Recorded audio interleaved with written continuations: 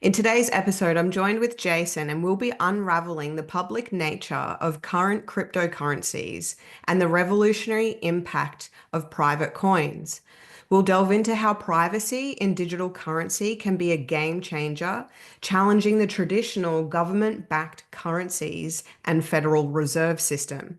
Join us as we navigate the complex world of finance and discuss how these technologies could reshape our understanding of wealth and privacy. I think this is the beauty of the meme coins because when I was looking into it, I was Mm, looking into, what meme coins are. I think some of them, the due diligence that I was doing was what's backing these coins. And mm, ultimately, people are investing money to mm. buy meme coins, and Okay. it's based on popularity. So the more people that invest in the meme coin, the Mm, more valuable the coin will be. That's why you can see on the exchanges the Trump coin, right? It's a meme mm, coin, but it's I think $94 or something like that. So if we attached a meme coin of the private members community so that the community could purchase these coins and hold their value, their store of value or the wealth in the coin, and then, like you say, in the exchanges, swap it out when they want to utilize it, the mm, purchases in Bitcoin or XRP, or I mean, we're still trying to work out the tech that supports this, but mm. what do you think is the biggest thing most people are missing when it comes to these cryptocurrencies? Because, we've talked about this a fair bit, and it's like the horse before the cart, right? And everyone out there running with the cart, but they're forgetting about the horse. Yeah, yeah. So that's the thing with all the interoperability, if I pronounce that correctly, and the transferable nature of like creating your own a coin on Dex and Stellar. And so I guess not being a guru in this space, but I've learned that yeah, it does have interoperability, right? So I get why the meme coin or a PMA currency, call it a token, they refer to as tokens, can be set. Once it has interoperability, it can be exchanged. So therefore, I guess once you set up the coin on the network, they give you this a protocol. They make it available where you can transfer it. So we could have, say, 100 different PMAs and 100 different coins, each unique to their PMA and their style of operation. That can all be exchanged, right, through the platform.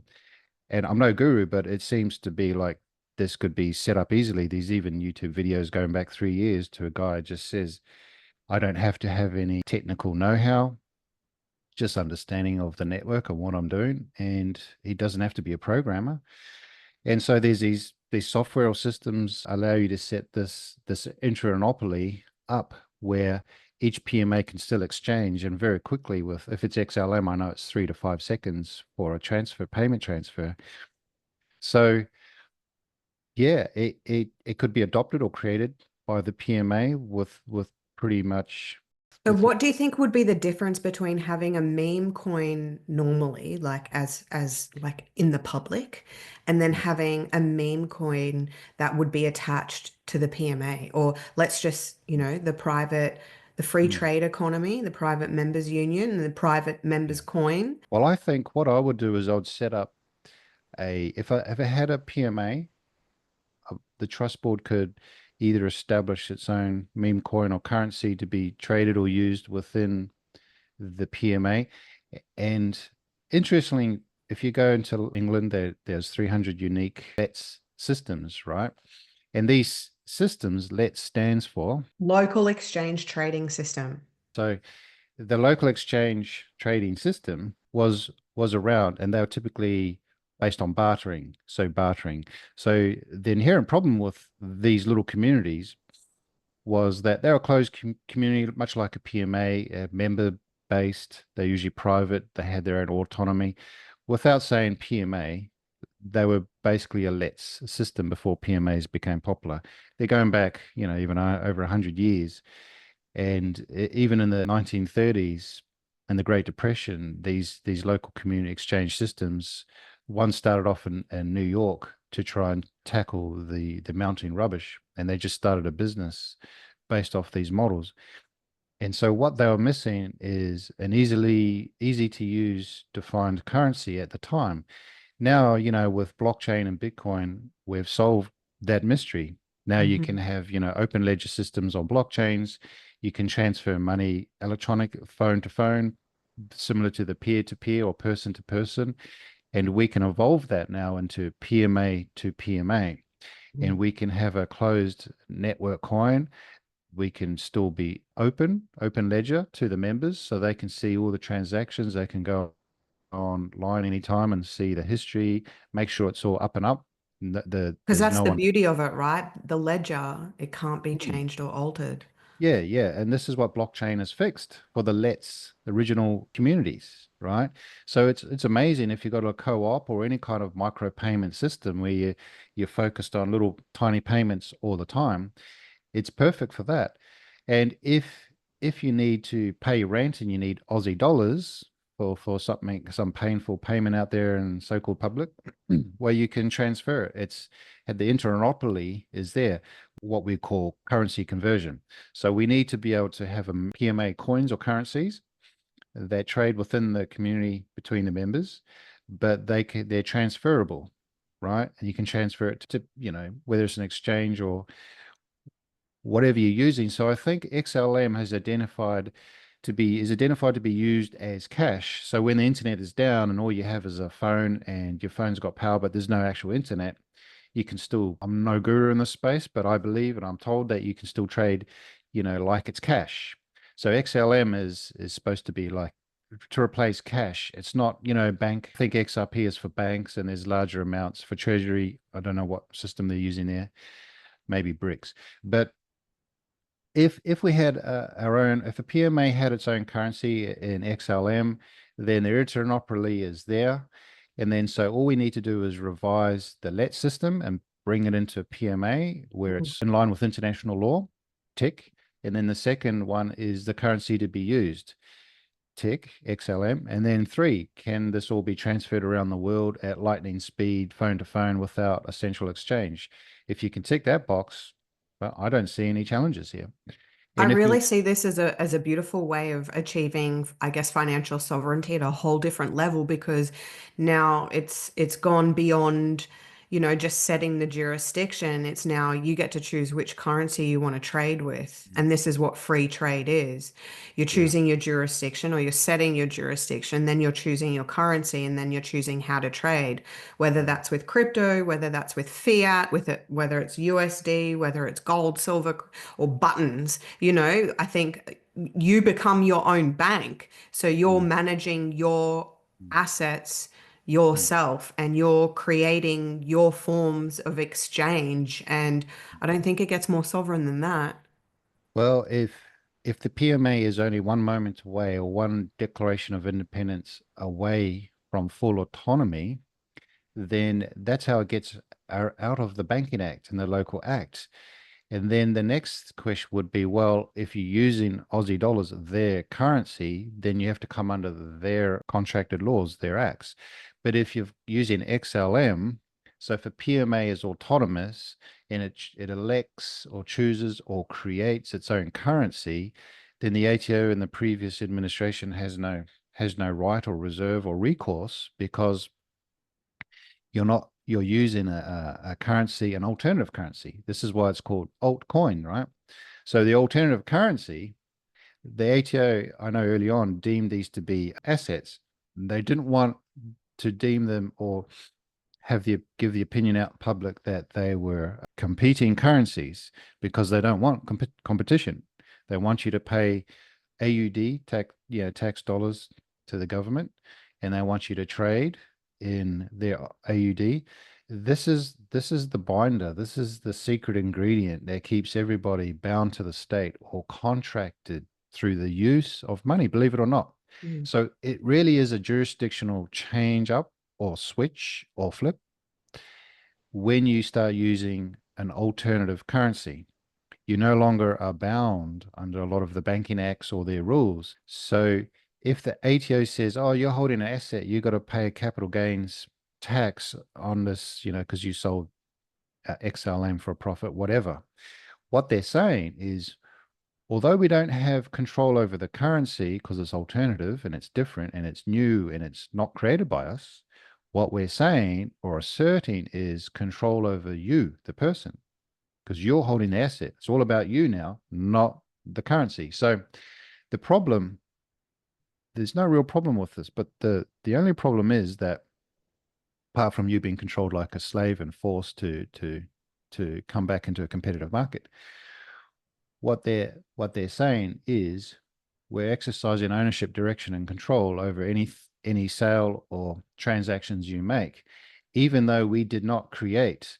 You see, the government knows that they can only control what they create, and if they didn't create XLM, then they lose all control. So they didn't want it to be a competitor currency, so they deemed it to be an asset. And so Mm, this shows their hand is very revealing. And so you go, well, okay, all we got to do is fix this whole exercising control over me part. mm, So we've got the coins. And think of it like the scenario we used before, Abby, the horse and the cart. Think of the horse as the sovereign animal. It's real, it's organic, it's a crown horse, it runs on crown land. So for all intents and purposes, they don't actually have any control over the horse. It's a mm, stallion ready to go, right? It's the sovereign horse. It's fauna and flora. It's real, baby, right? It is what we all love, nature. So under the laws of nature, they can't control the horse. And horses don't pay tax, you'll note. Make a mental note. Animal kingdom does not pay tax. mm. Why are we paying tax? Because they're exercising control over us like we're stock, a human resource. So this is the conundrum the PMA fixes. The PMA says, well, under the international rules of right to self-determine and associate, I'm going to associate with at least one other person. So under law of nations, it stipulates two or more forming a compact agreement are equal in rights to be autonomous, rights to be independent, rights to free association, rights to freedom of religion. So this is where the other Fabian Society or the other church ministers, ministers of the house, they know full well this law because they're using it. It's their privilege and right, just like ours and any other members in a PMA. So here we've solved the conundrum of autonomy or lack of. So the PMA can have a treasurer, and this treasurer can replace the Australian treasurer. And the treasurer, being a member, can basically state, we're going to hold or create a currency. And as the treasurer, I'm going to hold a reserve of alternative currencies set aside for our projects as a future fund or the fund. So it's very important role of the treasurer. And the treasurer is allowed to hold alternative currencies in their treasury department, which can be a box under your bed or a bank account. I do find it, well, I'll make mention now that I think as the banks start to collapse or get out of the retail lending business, all they'll be is custodians of wallets and cryptos. So they want to be the treasurer, right? But when you set up a PMA, a treasurer is already designated. And if you have those USBs and what's those particular brand nanos that hold your cryptos? Yeah, they little cold storage, little cold storage wallets. You can even print them on paper, whatever. This is your treasury department, right? And the treasury in every PMA is in charge of these alternative coins or currencies, right? Through the cash box or the department is whatever you decree it to be, right? Mm, It's record keeping. Let's just say, let's just say, well, what do our articles say, Abby? And the answer will be, you keep a record of all of this data and private, sensitive, and confidential information. As the trustee, working collectively with the trustee, making decisions on the trust board, with the treasurer being appointed and delegated to fulfill that function. Hold the So data, yes, so then hold the the. treasurer can then go and set up the wallets and access the meme coins and control and manage Mm, the assets and the financial management of the yeah. organization. So I guess this is where a lot of people do come and they say, well, we want to cash out some of our crypto and go and buy a house and we want to, And they're like, oh, I have to pay tax on that. And I have to, there's a lot of concern, not concern, but a lot of questions that usually come in around the tax implications. And I guess I want to speak into how it's you that is governed, you mentioned before, which is you are the asset. You're Mm, governed by the state, and it's through these wallets and the KYC. So when you pull it out to fiat, they have ownership over you, and it's going controlling it. into government reserve notes. So this is where the tax implication. So Mm, don't think that you can just set up a PMA and then magically your tax disappears on your crypto. mm, mm, There's certain things that have to be navigated. It's not as clear mm, cut as that. And there has to be the projects and the humanitarian aspect. But let's go back to you, because you is actually plural, right? It's the horse and the cart. So you've mm. explained what the horse is. Do you want to explain what the cart is? Yeah, yeah. The cart is, towed by the horse, and it's a fun conversation. Everybody's got these alternative coins, and they're Bitcoin, they're early adopters, and then go, "Hey, I'm sovereign because I'm trading or using or transferring these alternative coins that are not created by Australia. So, hey, haven't I ticked this box early by becoming sovereign by the way I do commerce now?" Well, back to that argument of no, they're not particularly controlling your alternative coins. What they're controlling is you. So people have filled up their cart and they've bought all of these through the exchanges, which is what the government had to early in an early stage get in and control, set up these exchanges to monitor the data. So your personal, private, confidential, sensitive data, your name, that information is what's regulated. That trust, that CQV trust, is how they're regulating. And they're not regulating so much the currencies. They're trying to through the exchanges, and they're telling you you've got to pay tax in Aussie dollars on XLM, which I still can't work out how they think they can do that. So if you've got XLM, you got $1,000 in XLM, and it goes up, and you made 10 grand. The ATO says, yes, there's a capital gains event here. We want, say, $1,000. And you go, okay, do you want that in XLM? Let's just say I'm compliant. Do you Mm. want that in XLM or do you want an AUD? They're going to Are we say, oh, paying no, chickens? yeah, or chickens, right? Or Rolls Royces. And they're always going to say, no, no, we want our new currency after the reset in the 70s. When we changed over to Republic, we created a new currency from pounds to dollars. We want the dollars. And you go, you sure you don't want pounds? I can get you pounds. Oh, no, no, no. We only want what we created. Hang on. If there's a very short or limited supply of Aussie dollars, and I've got to go out to the open market and compete against my countrymen for a limited reserve currency and then give it to you, doesn't that breach any international protocols or laws? Right? It actually breaches the Libre Code to come onto a country and remove citizens, take them out to sea, maritime law, and make them fight against their countrymen. So there's the breach, right? Because they're pitting you in an unhealthy competitive nature to compete for a resource that's limited. So it's going to be very difficult for you to go and actually get Aussie dollars and give it to the tax department when you're trading in something completely different. So you're out to sea, you're trading oil for guns in Iraq, and the ATO says, "Yeah, but we want our cut." And you go, "Mate, we're not even in your country. We're not even in your state. We're in a Mm. new state." What state is that? The PMA.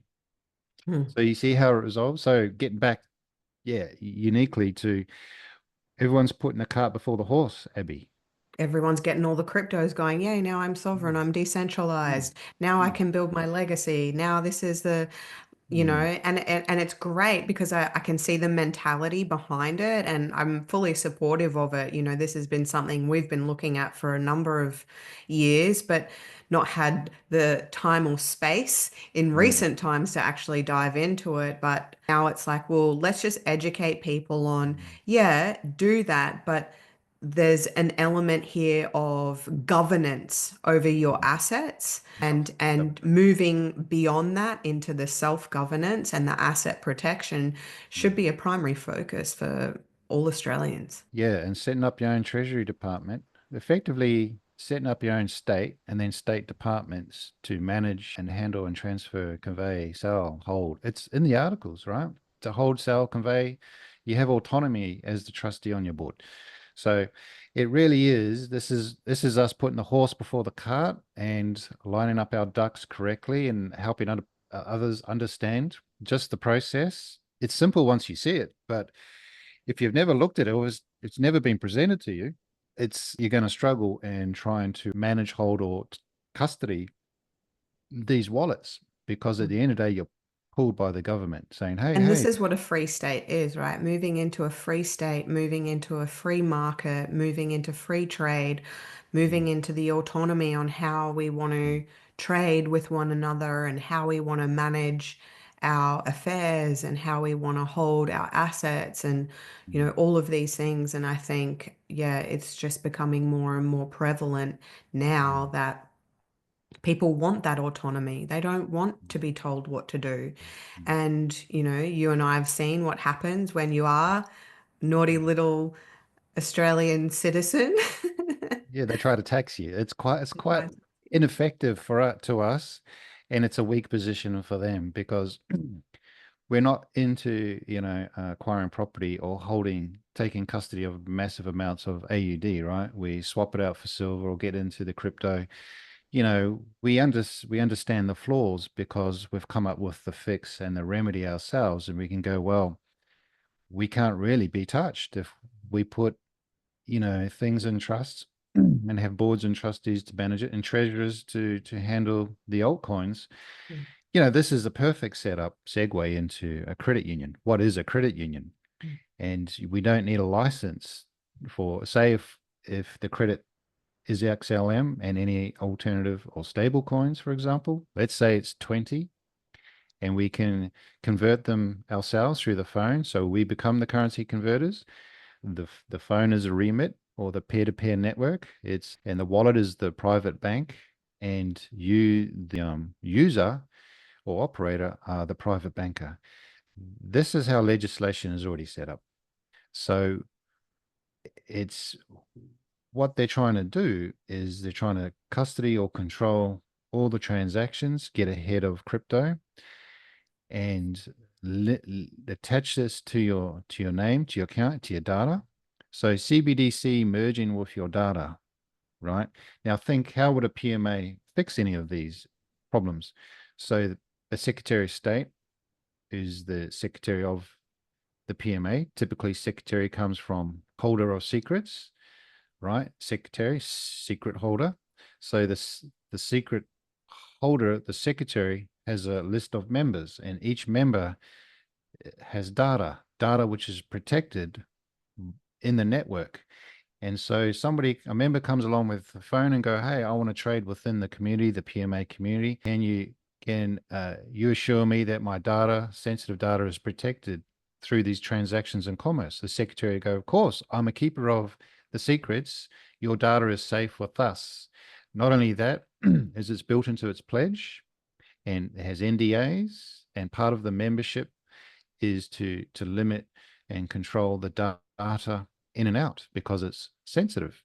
So everything the Treasury of Australia, everything the government is trying to do is control your data and share it with other Commonwealth entities. We know that under the Privacy Acts and protocols.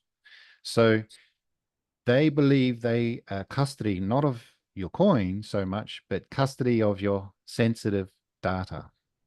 And so the PMA, if you saw the CBDC protocol and the data sharing by the government and this new digital ID and whatever you want to call it, if you want to escape that or you want to get out of that or you want to address that, right, that's all going to be with the secretary of your PMA, right? So it's Secretary of State in an international sense, Secretary of State, right? You could also say it's the Attorney General has power of attorney over names and sensitive data. So the way to fix all the CBDC rollout and custody of wallets and sensitive and private information like the Facebook accounts and the metas and they're all doing it. If you go, "Oh shit, Jace is right," they're doing it across the board and everything. It's always about the data and them taking custody of the data. And if your DC or your account or your coins or your money or your AUD is combined, you can see now why they want to combine that data with your information. Because if they control the information, or if they control the data of the sovereign, then the money is attached. You can see what they're doing. So a credit union, a private credit union, would fix all of this. Mm. And you just write it up and you say the Secretary of State holds, makes safe the data, and the Treasurer keeps, holds, makes safe the coin. And you can't, because we're autonomous and independent of the banking acts and the codes and the Treasury departments and all of their legislation and act, then it's a private credit union that does two main jobs: custody your coins and custody your data. And these are the two things that they're trying to combine and control. And Treasury has a unique problem. And then use against you. Yeah, and this is why the police pull you over and they do that shit test to everyone and says, "Oh, do you know anything you say or do, I may use against you. I may take your personal, private, sensitive data and use it against you. Can I have your name?" "Oh, you just told me, you revealed to me what you're going to do." Right? It goes, "Yeah, yeah, but don't worry. I deliver this as a service to you For your safety. under health, yeah, healthcare. So these healthcare killers want your private sensitive data and take custody of all of this, right? And then they control you, the so-called sovereign. But you're not, the definition of sovereign is having custody or sovereignty over property.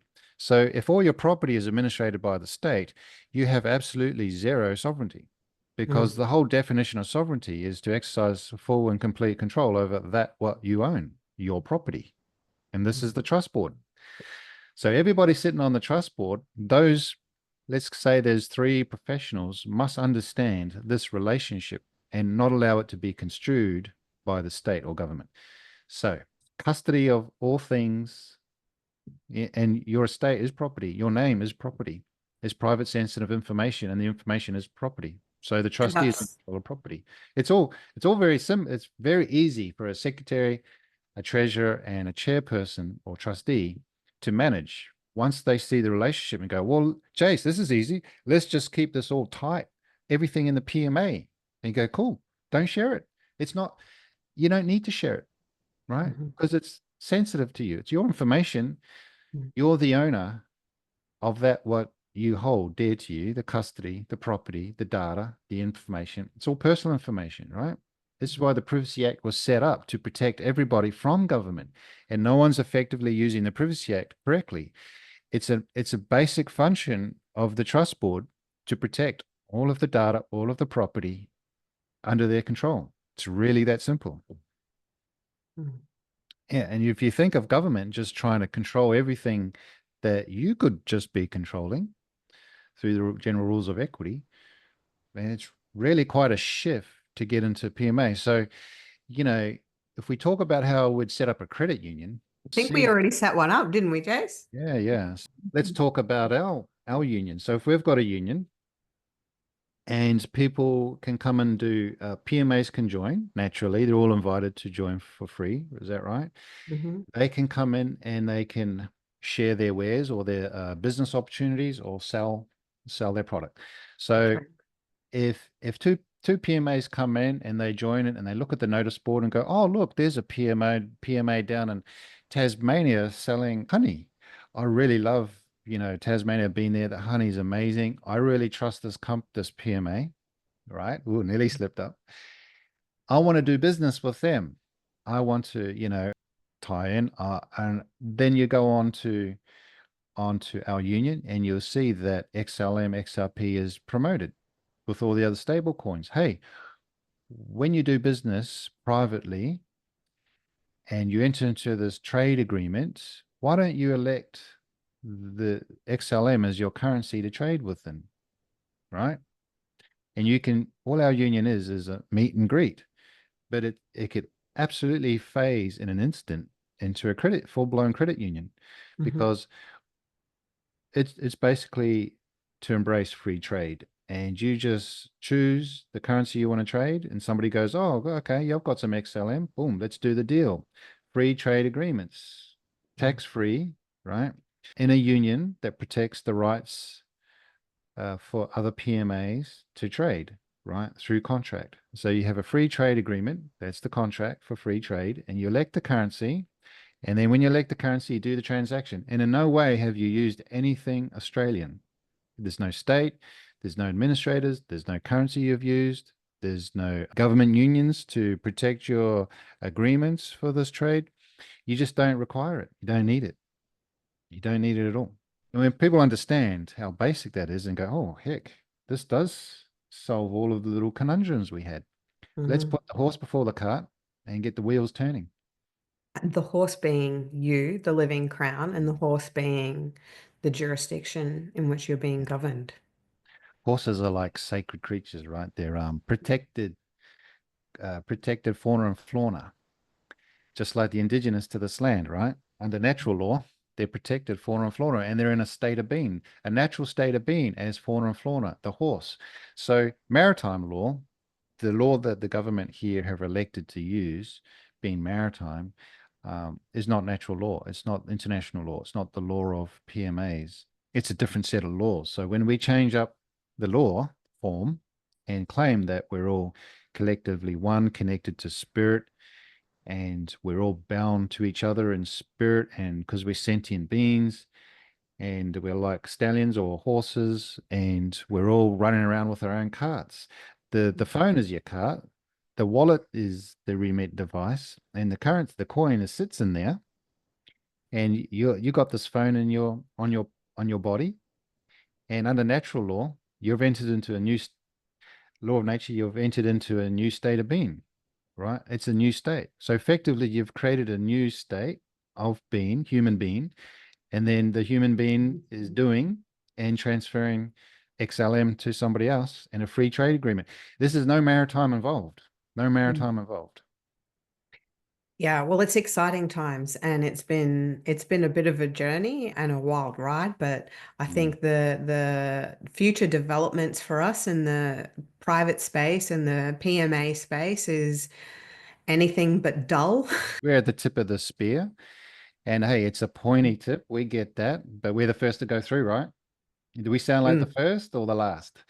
So if mm, you put the horse and the fauna and flora first and have human to human, although I don't 100% like that term, but let's call it sovereign to sovereign, making private agreements for trade or private treaties. This is always a superior law, the law of nature. It's superior law to maritime. Their mm, little agreements are not contracts. So sovereigns enter into contracts and treaties, right? Body corporates and government enter into maritime agreements. mm, An agreement is not a contract. And I'll explain it this way. If a Aussie dollar was backed by gold, you'd have real substance to use in your contract. So the consideration component is real. If you mm, remove the consideration, it's just merely an agreement. A contract is three parts: offer and acceptance and mhm, consideration. mhm, Remove one component, there's no contract. So if mhm. you remove the gold behind Aussie dollars and it's not backed by real substance, have you Mm. ever entered into a contract if you've used Aussie dollars? No. Wow. That's why they're referred to as agreements, Mm, right?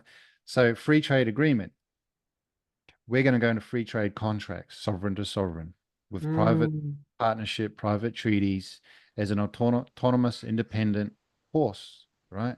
We're all backing the horse. And wherever the horse goes, the cart follows, right? mhm. So fixate on the horse, the PMA, and independence, and then the cart The will rest will surely follow. follow. Yeah. Yeah. Well, that's an Easy. awesome deep dive. Thank you so much for sharing today. Really, really grateful for all your wisdom and diving into the world of cryptocurrencies. Mm. So, we've explored the potential shifts from the public to the private and what these implications can have on your personal and financial sovereignty. Thanks, Jason, for jumping in today. It's as always, a mind-blowing conversation. Yeah, And no we'll problem. be looking forward to the next episode. I can't wait for people to come in and say, I want a credit union. Yeah. So Easy. until next time, stay curious, stay empowered, and living untethered. See you guys. Have a good one.